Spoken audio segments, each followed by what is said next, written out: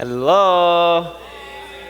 Can you do anything cool like juggle or, what is something cool that people do? Backflips or what can you do? Huh? A headstand, a backflip? No, anything? Okay, so the girl that I went to prom with, she could shoot water out of her eye like 3 or 4 feet.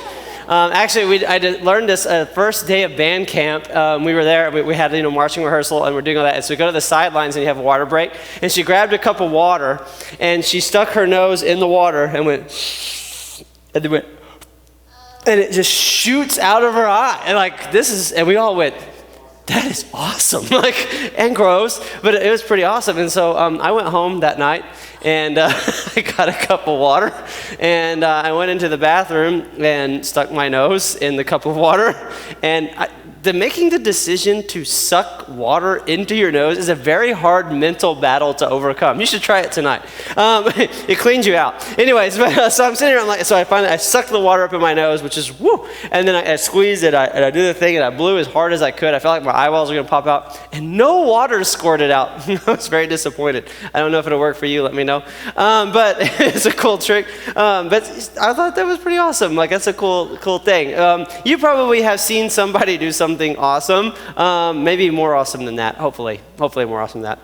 I mean, I think maybe you've seen a musician who was just so good at what they did, and you're just like, how do they do that? How do they play like that? I mean, I'm a musician. Sometimes I watch people, it makes me feel like I don't even know what I'm doing. Because, I just like to say it like this. People are awesome.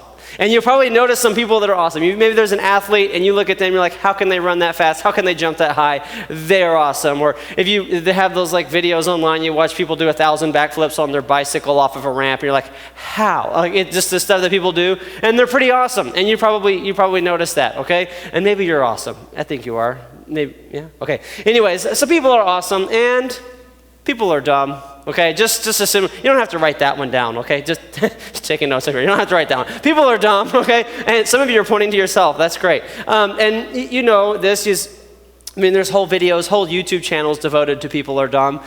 In fact, okay, so last week there's this article, something that happened with this lady. So she was at a state park and went into one of those not porta potties, but they're permanent porta potties. I don't know what you call them, okay? Outhouses. And I don't know if you've ever been in one of those. Basically, the bathroom is just like a hole, okay? It's like a seat with a hole, and it doesn't flush. They smell. Okay. So anyway, so this is the article. California woman drops phone in an outhouse, falls in head first, and gets stuck. And so I read the article, and so apparently she's in there, and she drops it in that hole, right? And it's basically it's a hole, and then there's a 500-gallon tank right there where things. So her phone falls in. She takes the lid off and all that, takes the thing apart. She ties her dog leash to something in the bathroom and is holding on to that, trying to reach down into this hole, and the dog leash breaks, and she falls headfirst into that, okay? And then she's stuck. She can't get up. It's too high. She can't pull herself up, and it's probably slippery. And so she's stuck in this hole. And for 20 minutes, she tried to pull herself out. And eventually, she gave up trying, and she used her phone, and she called 911. And the fire department was able to come. And how does that even go? It's like, I'm stuck in a toilet. What do you mean, ma'am? It's I don't even know how she got reception down there. I'd assume it was pretty crappy. Anyways, so when I read that, I'm like, man, this is dumb. Okay, I have a question now. How many of you would have gone for your phone? Anybody? Okay, a couple of you. He was like, it's done. I'm never using that phone again. Okay, that should be more people I'm never using my phone again. Okay, if it fell in a regular toilet, I don't think I would use it again. Some of you are like, okay, who's dropped their phone in the toilet? Anybody? Oh, that's a lot. Okay.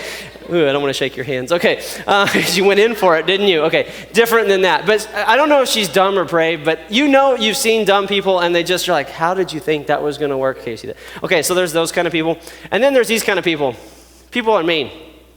Have you ever noticed this? Now, I don't have to really give you a bunch of examples because you've all experienced somebody being mean to you, right? I mean, you've had somebody in your life and they were just a total jerk to you and they were rude or whatever it was and they were mean. And so you know what that's like and you've experienced that. So if somebody is awesome, we go, wow.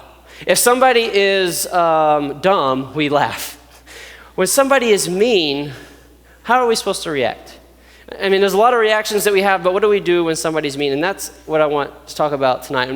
And just, we're going to, over the next few weeks, kind of just learn about some different parts of friendships, relationships, all of that, family, that's complicated, and how that we might deal with it. And here's one way, is sometimes people are mean. And some people are mean on purpose. Have y'all noticed this? Like it's almost like they like making you mad. And this has been a problem recently. I have 2 kids. One is 6 and one is 4. And they're discovering irritating each other. So we're riding in the car and my daughter will take her hand and put it in front. He'll just, we're driving and she'll just do this, okay? And just right in front of Kyler, my son, and just do this until he freaks out. And if that doesn't bother him, she'll start doing something like this, okay? And just start touching him. And if that doesn't bother him, okay, no, I'm just kidding. No, like literally, and she'll just to make him mad.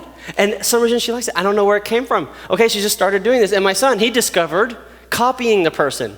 You know, where you say everything they say after they say it? And Emery hates that, okay? And this is the crazy part. The more mad she gets, the more he likes doing it.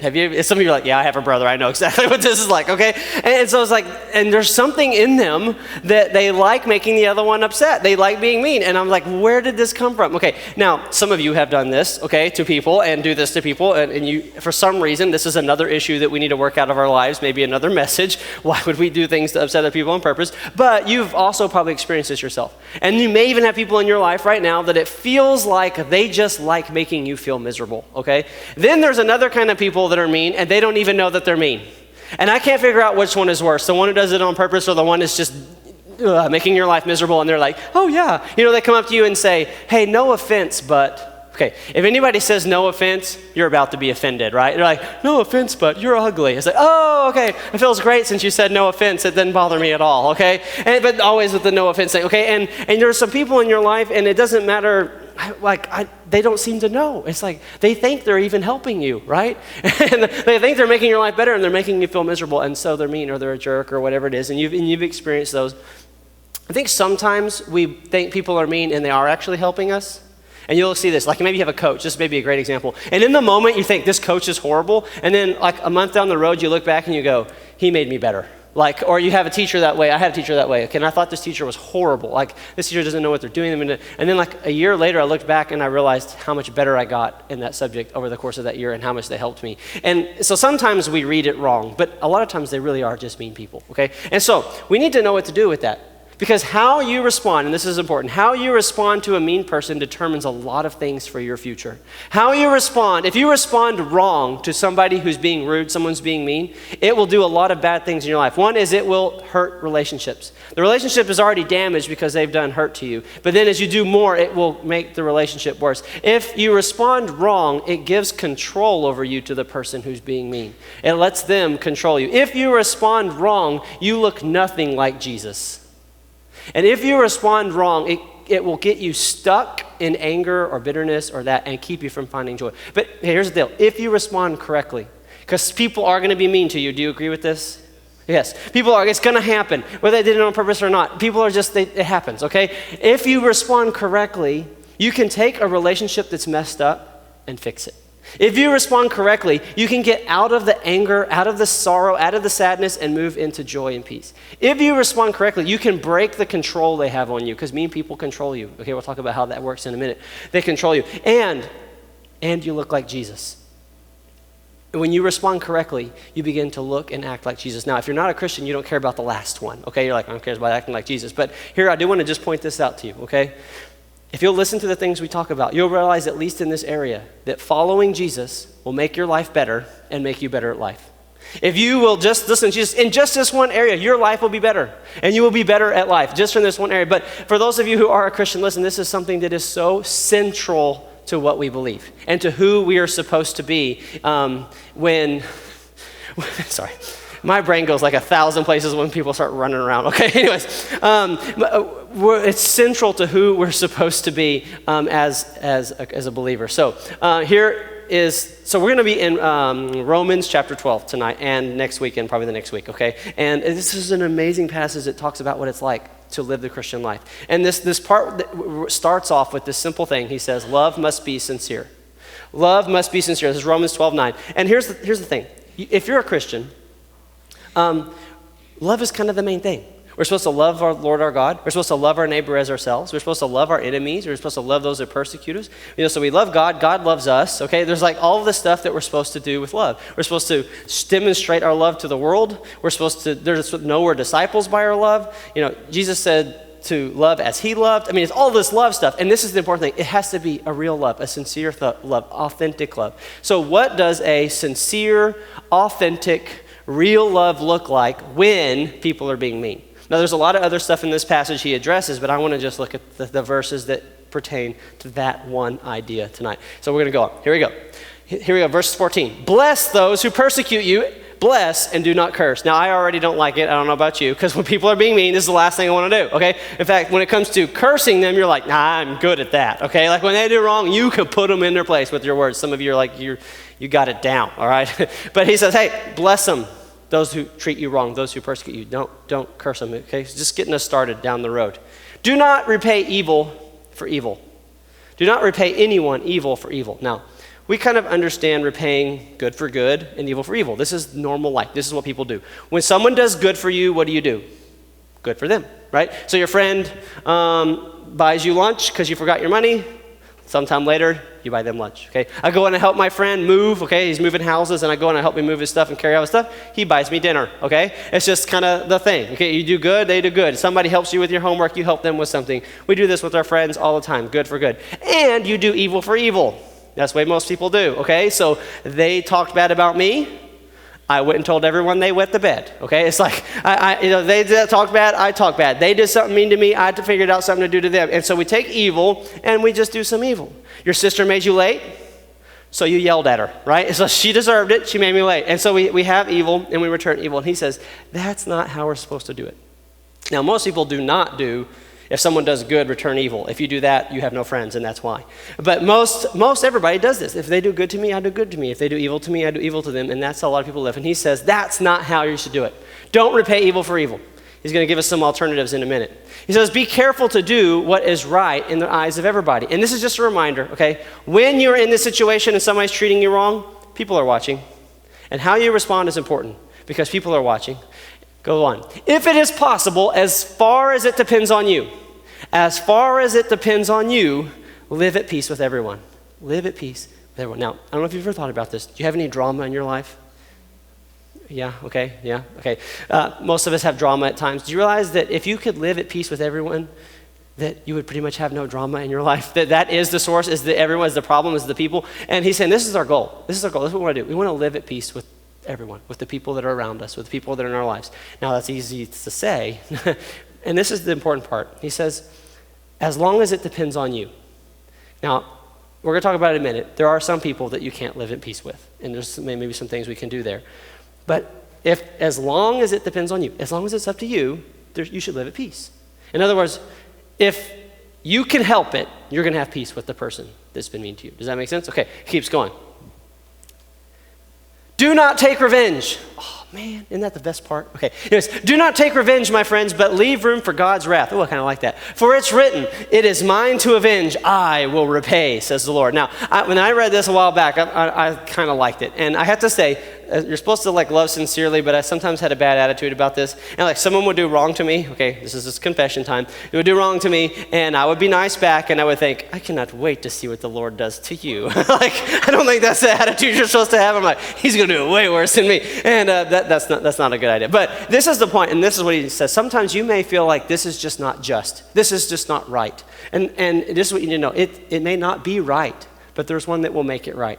And so we do good and we do right and trust him to make everything right, okay? That he is just. And so he says, hey, if it needs to be repaid, I'll take care of it, okay? And that's pretty good, okay? And so he will take care of it. And then he goes on the contrary, instead of you doing evil for evil, you taking care of it, you getting vengeance, do this. If your enemy is hungry, feed him. We don't like that very much. If he is thirsty, give him something to drink. If your brother forgot to do that chore and he's going to get grounded if he gets caught and you can take care of it real quick, take care of it real quick. No, you don't even know. That's like his responsibility. What are you talking about? Okay, if they said something evil about you, say something kind about them. Okay, no, we don't like this, but this is what he's saying to do, okay? And he goes on. In doing this, you will heap burning coals on his head.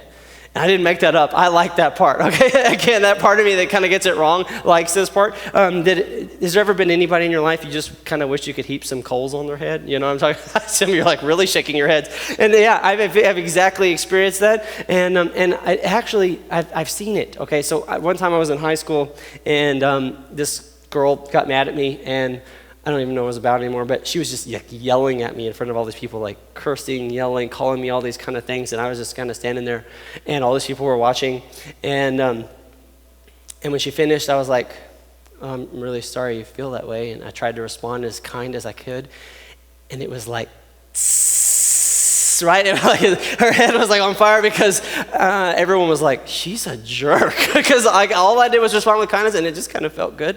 One time I was at the store, and this lady was trying to buy this little thing. It was like $2, okay? But it rang up as $3. And she is yelling at the register lady. Like the poor register is like, this is how much it says. Well, you need to get a manager over here, and if you don't do it, you don't even know what you're doing. And she's like yelling all this. I'm like standing there like, oh my gosh, this poor lady. And so then I was saying, you know what? I reached in pulled out my wallet, looked in, I found $1, and I said, here, I'd like to pay for it. And she goes, right? I was like, never mind, I'll just pay for it. Okay, and she just left. And here was kindness just shattered the whole situation. It kind of felt good to watch her head sizzle, right? And here's the thing, maybe there's some people you would like to catch their head on fire, okay? If you won't do it out of love, do it for this reason, that when you do kindness, it really does. It puts you in the better position, okay? And well, heaps burning coals on their head. All right, and here we go. He goes on, and this is the last part of this passage, and he says, do not be overcome by evil, but overcome evil with good. And here's something you need to know. If you do evil because someone else did it to you, evil has beat you. You have been overcome. If you do wrong to somebody because they did wrong, you have been overcome by evil. Does that make sense to you? You did evil because of evil. Evil has won. You did wrong because of wrong. Wrong has won. And here's the thing. We absolutely hate this because what do we like? We like to get even. We all like to get even. I stay at night thinking of ways to get even with people, okay? I used to have all kinds of thoughts, especially when I was in college, okay? And people were jerks, and I was sitting there thinking, like, you know what I could do? I could get some like dog poop, and I'm going to put it in the intake air on their car, and their whole interior is going to smell like poop when they're driving around. They're not going to know what it is. It's going to be so bad. And I'd be like, hee hee hee. And I had all kinds of ideas, man. I could come up with stuff all day long, and I'd never get caught. And yeah, I just get even. Doesn't it feel good? It's what we want. We want to get even, but here's what we need to realize. Okay, if you think about your relationship with somebody, okay, and let's just say like morally you two are like this, okay, and they do wrong. Right? They said something they shouldn't have. They did what they were unfaithful. They were not, whatever it was. Okay, sorry. They do wrong. Now, what do you have to do to get even? You have to do wrong. And here's the deal. In order to get even, this is the problem with getting even. You have to be even. You have to be even with somebody that you don't want to be like. You have to do the things that you hated to be even. So they did wrong, so I did wrong. That's what we do. To get even, you have to do wrong. And here's how we say it. Well, they did this, so I did this. They did evil, so I did evil. Now listen to this. Listen to it. They did evil, or let's do it this way. They did wrong, because we don't like evil. That's too much. So I did wrong. Okay, just take the first half off. I did wrong. No, you have to see the first part, otherwise I sound like I'm terrible, okay? And that's exactly, I have heard it some of your mouths at camp and stuff. I'm like, why did you do this? Okay, this is usually with, never mind, I'm not going to point anybody out. I'm like, why did you do this? Well, they did. I'm like, I don't care what they did. You did wrong. Do you think that when you stand before God, he's going to listen to they did? No, he'll take care of they did on his own. You're responsible for what you did.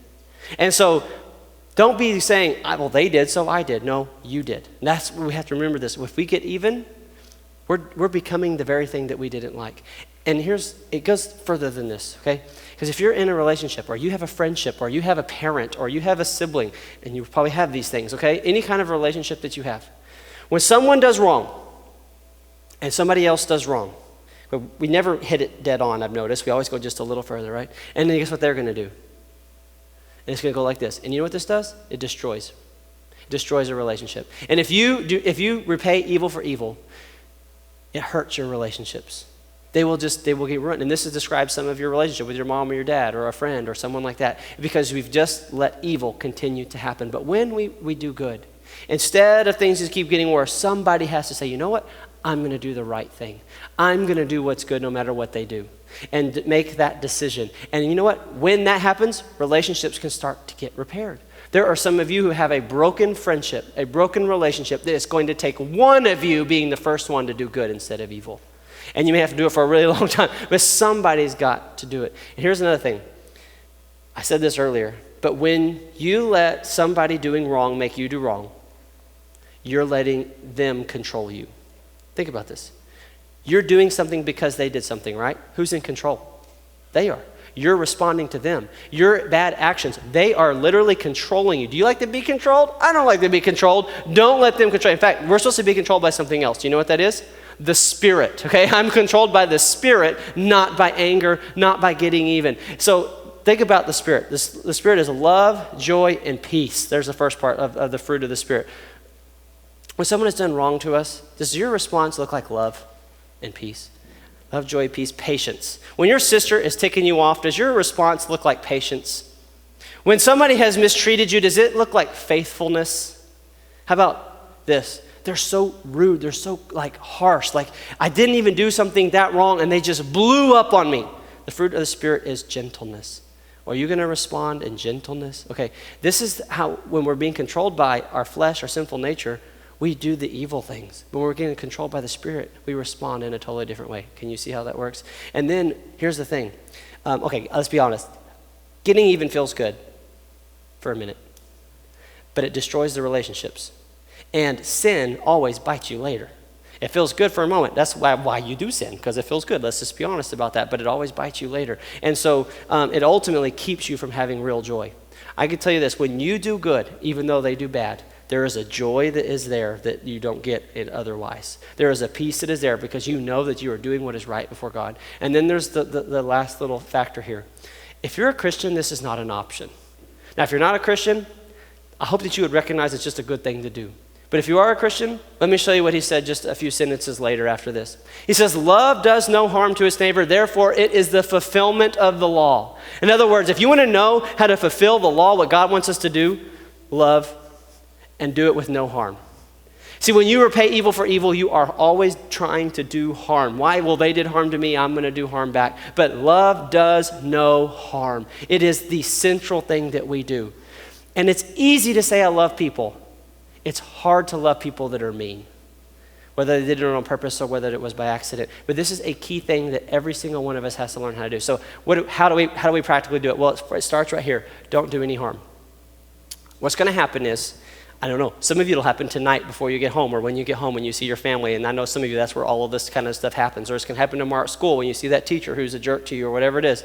And they're going to say something to you, and you can respond. And the first thing you have to make sure you do is your response has no harm in it. Whatever you say cannot harm the person. Whatever you do cannot harm the person. If it harms, it is not sincere love, and that's who we are.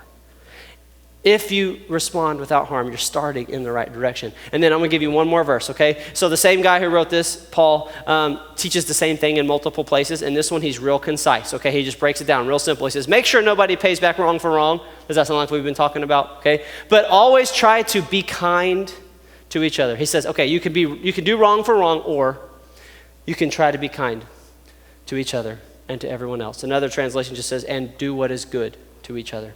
So here's what you do instead.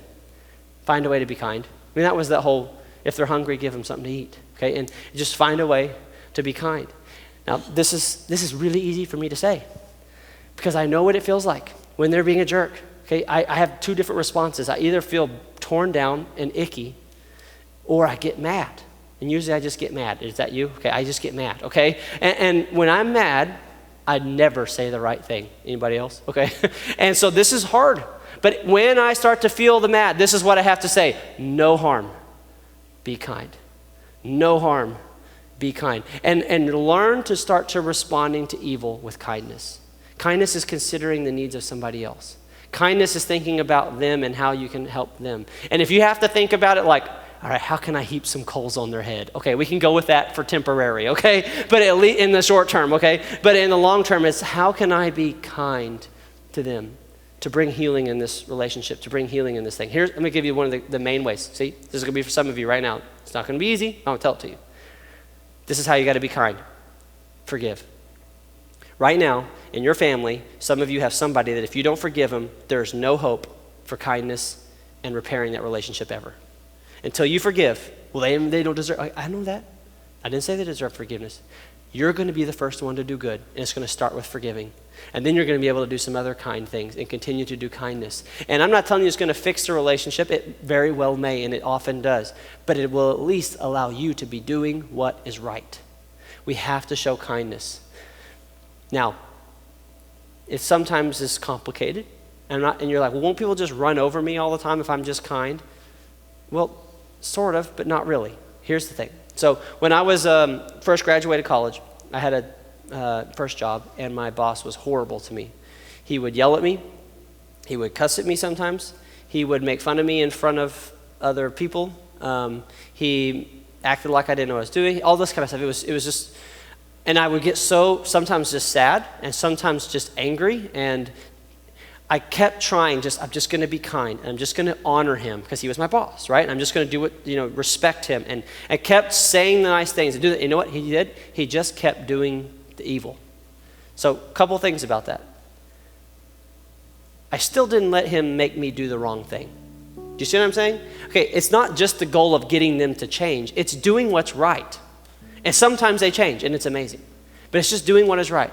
Now, in that situation, I finally went to him after a couple of months, and I sat down, and we had some really serious conversations in kindness and in love. And I just said, hey, when you say this stuff, it really makes me feel like I'm not valued. You don't want me here. I love being here. And we had good conversations, and things began to get better, okay? And sometimes that happens. See, that's just because you're being kind doesn't mean you can't work on a problem. But you have to do it in kindness. If I would have gone in his office and said, you're a moron leader and don't know what you're doing, you need to read a leadership book, do you think that would have gone good for me? Okay, no. But I didn't do that. I spoke in kindness. And so I'm telling you to work on things in kindness. There are some people, though, I'll just tell you, you'll never have peace with them for whatever reason. The brokenness of their past, whatever their issue is, that there won't be peace. Remember how I said, as long as it depends on you, have peace? You'll never have peace with them. But as long as it depends on you. You should be able to say this, I have done everything I could to have peace with them. And sometimes you just have to distance yourself from a person. And I want to say that should be very rare in your life, okay? That these are these kind of people. And it should be after much effort. But there are times you just have to say, they're not going to be in my friend group anymore. They're not going to be in my circle or whatever, and deal with that. This is so important, and why I want you to know this, and why you have to, I know this is such a big deal, I should probably just spend 5 weeks on this one thing. I have friends and acquaintances who, so when they were just a little older than you, they met somebody. And that person's heart beat different than anybody else ever had, okay? And they fell in love. And I've seen this multiple times, so I'm talking about multiple different people, but they fell in love, and it was just amazing. And they loved each other so much that they got engaged and they got married, and it was passion and excitement and laughter and all the good things.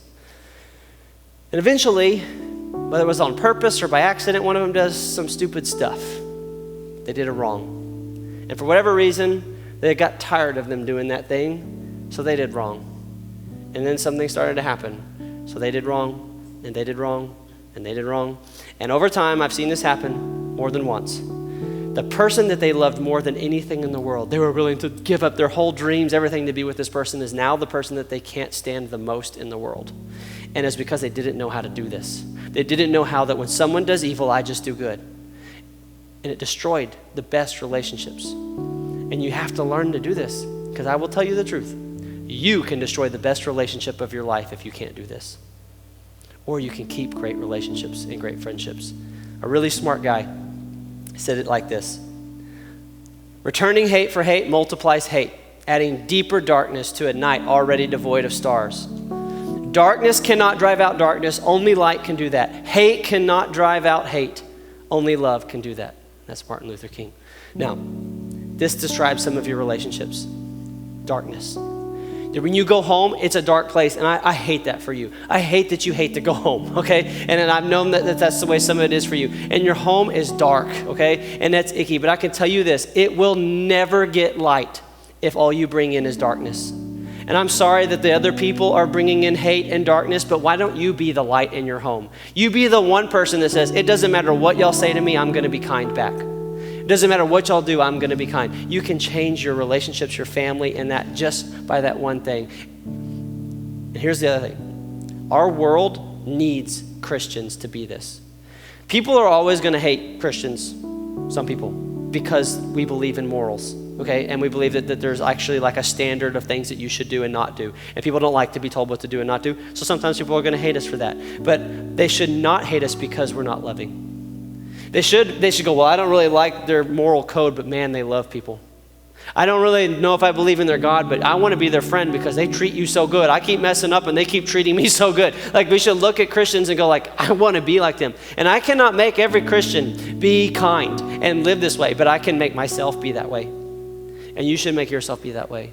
You can't change the world and the way everybody in the world thinks about Christians, but you have some friends who could think differently because they know you. Because you live this. You live this one part of living a sincere love life, and it will change the way some people view Jesus. So I want to end tonight with a quick time of prayer. And I know some of you, if we talk about darkness, that sounds like your life. And so I want you to get prayer tonight. And it's good to pray with somebody. And just ask them to just pray that the Lord would begin to bring hope in your life again, to bring light in your life again. Maybe you have somebody that you're really struggling in your relationship with, a parent, a brother, a sister, a friend. Pray about that relationship with somebody. Or maybe you came with any other need. I know it's a stressful, busy time of the school year, and if you need prayer for something, we would love to pray with you. So I'm going to say a quick prayer over all of us. When I say amen, we're going to stand, and if you need prayer, there'll be people at both sides of the room to pray with you.